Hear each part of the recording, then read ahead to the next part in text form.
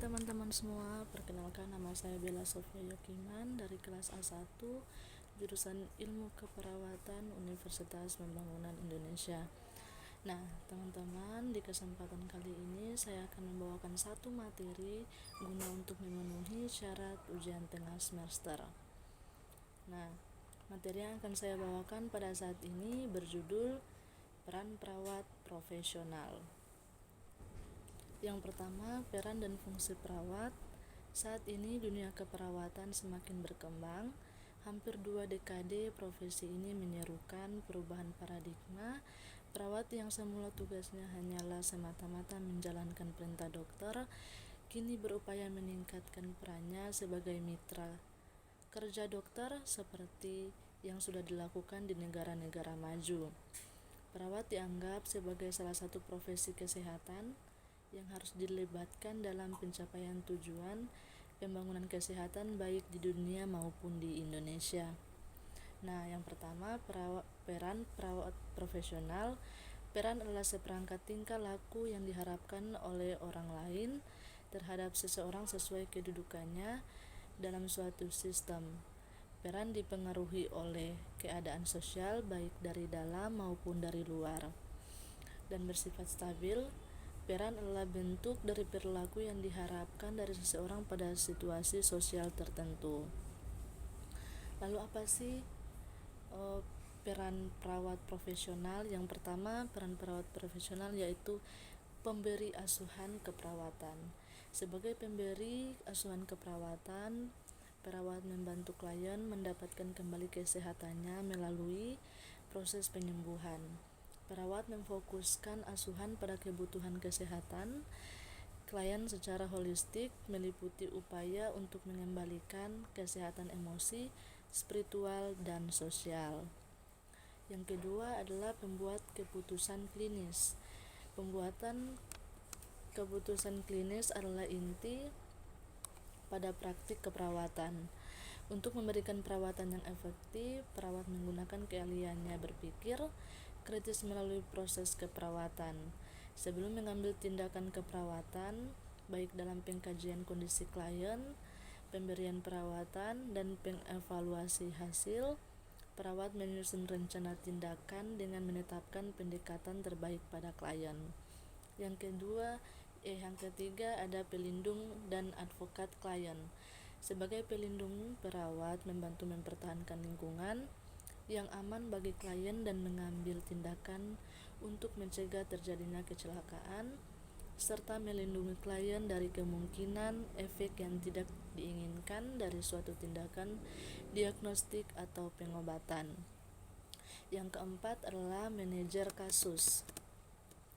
Dalam perannya sebagai manajer kasus, perawat mengkoordinasikan aktivitas anggota tim kesehatan lainnya, misalnya ahli gizi dan ahli terapi fisik ketika mengatur kelompok yang memberikan perawatan pada klien. Yang kelima ada rehabilitator. Nah, rehabilitasi adalah proses di mana individu kembali ke tingkat fungsi maksimal setelah sakit, kecelakaan, atau kejadian yang menimbulkan ketidakberdayaan lainnya. Seringkali klien mengalami gangguan fisik dan emosi yang mengubah kehidupan mereka. Nah, di sini perawat berperan sebagai rehabilitator dengan membantu klien beradaptasi semaksimal mungkin dengan keadaan tersebut. Yang keenam ada memberi kenyamanan. Dalam memberi kenyamanan, sebaiknya perawat membantu klien untuk mencapai tujuan yang terputik bukan memenuhi ketergantungan emosi dan fisiknya. Yang ketujuh ada komunikator. Kualitas komunikasi merupakan faktor yang menentukan dalam memenuhi kebutuhan individu, keluarga, dan komunitas. Yang kedelapan, penyuluh. Sebagai penyuluh, perawat menjelaskan kepada klien konsep-konsep dan data-data tentang kesehatan, mendemonstrasikan prosedur seperti aktivitas perawatan diri, menilai apakah klien memahami hal-hal yang dijelaskan, dan mengevaluasi kemajuan dalam pembelajaran. Yang kesembilan adalah kolaborator. Peran perawat di sini dilakukan karena perawat bekerja melalui tim kesehatan yang terdiri dari dokter, fisioterapi, ahli gizi, dan lain-lain dengan berupaya mengidentifikasi pelayanan keperawatan yang diperlukan termasuk diskusi atau tukar pendapat dalam penentuan bentuk pelayanan selanjutnya. Yang ke-10 ada edukator. Peran ini dilakukan dengan membantu klien dalam meningkatkan tingkat pengetahuan kesehatan, gejala penyakit bahkan tindakan yang diberikan sehingga terjadi perubahan perilaku dari klien setelah melakukan pendidikan kesehatan.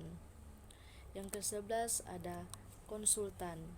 Peran di sini adalah sebagai tempat konsultasi terhadap masalah atau tindakan keperawatan yang tepat untuk diberikan. Peran ini dilakukan atas permintaan klien terhadap informasi tentang tujuan pelayanan keperawatan yang diberikan. Yang ke-12 adalah pembaharu. Peran sebagai pembaharu dapat dilakukan dengan mengadakan perencanaan, kerjasama, perubahan yang sistematis dan terarah sesuai dengan metode pemberian pelayanan keperawatan.